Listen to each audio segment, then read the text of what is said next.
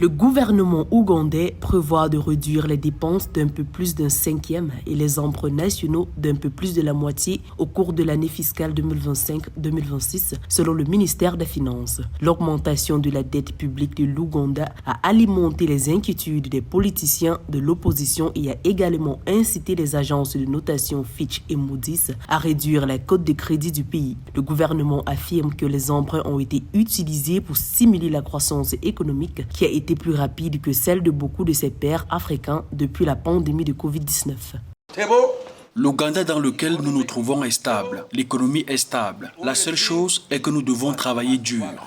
Les dépenses globales du gouvernement pour l'année 2025-2026 devraient s'élever à 54,4 trillions de shillings ougandais contre 72,1 trillions de shillings prévus pour l'exercice financier en cours. Le gouvernement prévoit d'emprunter environ 4,1 trillions de shillings sur le marché intérieur par le biais d'obligations du Trésor au cours de la même période, soit 53,9% de moins qu'en 2024-2025.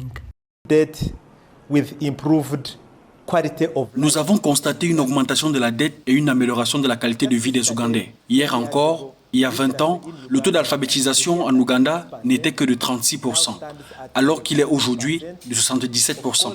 Bien sûr, nous avons contribué à un niveau d'emprunt et investi en conséquence dans l'équipement éducatif, les laboratoires scientifiques et les compétences en général. Des millions d'enfants sont scolarisés parce que nous avons partiellement utilisé les ressources. Les priorités de financement du gouvernement seraient l'agro-industrialisation, le tourisme et les minéraux, y compris le pétrole. Les fonctionnaires indiquent que les remboursements de la dette extérieure devraient atteindre 4,3 trillions de shillings en 2025-2026 contre 3,1 trillions de shillings pour l'année fiscale en cours, ce qui accentuera la pression sur les dépenses intérieures.